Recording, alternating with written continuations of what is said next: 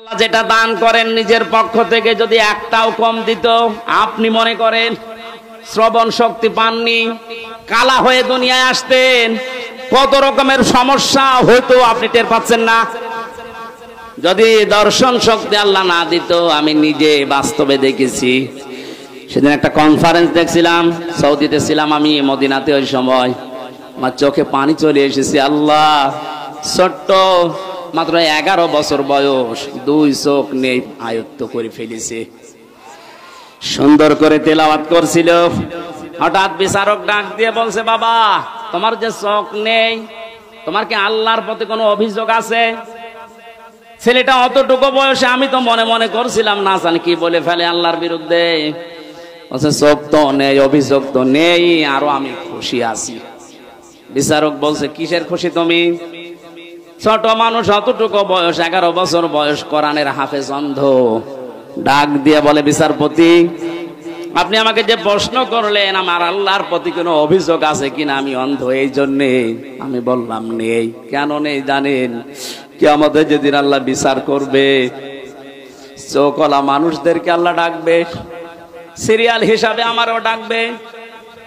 আমি অন্তত আল্লাহকে ওই সময় বলতে পারবো, মাবুদ দুনিয়াতে আমাকে কিছুই দেখতে দাওনি, চোখের কোনো গোনা আমার দ্বারা হয়নি, আজকে এই ওসিলায় হলেও কিছুটা আসাব আমার উপরে কম করে দাও।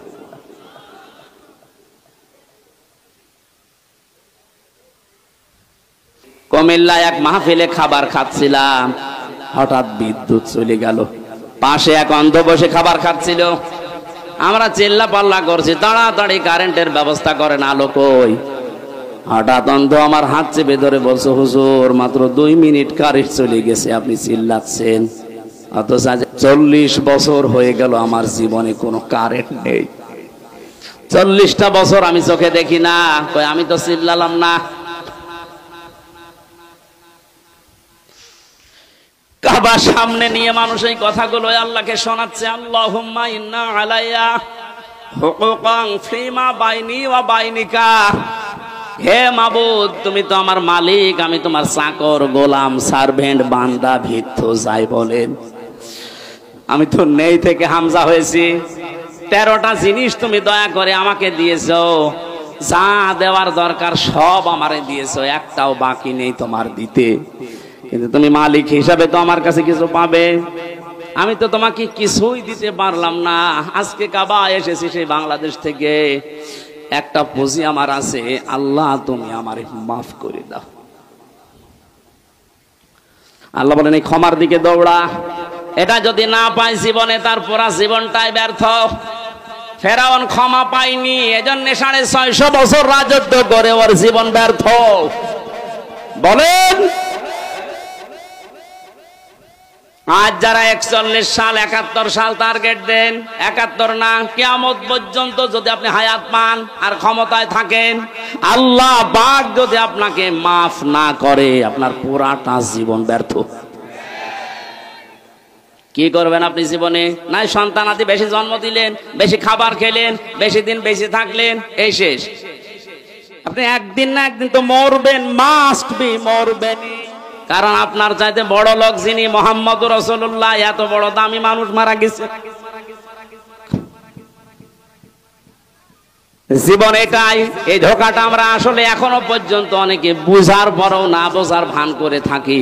কোরআন আমি হাতে নিয়ে বলছি, পৃথিবীতে স্ত্রী ধোকা, সন্তান আদি ধোকা, মা বাবাও ধোকা, পুরা দুনিয়াটাই ধোকা। আমাল হায়াতুদ দুনিয়া ইল্লা মাতাউল গুরুর। আল্লাহর কথা 100 ভাগ সত্য। আল্লাহ বলেন, পুরা দুনিয়ার জীবনটাই ধোকা, এর ভেতরে পড়ে থেকে আসল জীবনটা নষ্ট করো না। দৌড়াও, আমি আল্লাহর ক্ষমা পাও কিনা এইটার দিকে দৌড়াও। জান্নাতিন আরদুহা, ওই জান্নাতের দিকে দৌড়াও যে জান্নাতের প্রশস্ততা আকাশ আর জমিনের চাইতেও বিস্তৃত। উইদ্দাত লিল মুত্তাকিন, যেটা আমার পরহেজগার, যেটা আমি আল্লাহ আমার আধুনিক বান্দাদের জন্য পরহেজগার, আল্লাহওয়ালা, তাকওয়াবান, ভদ্রলোক শব্দটাও আছে তাফসিরে। যারা ভদ্রলোক তাকওয়াবান, আমি আল্লাহ তাদের জন্য আমার বিশাল বাগানটা তৈরি করে প্রস্তুত করে রেখে দিয়েছি।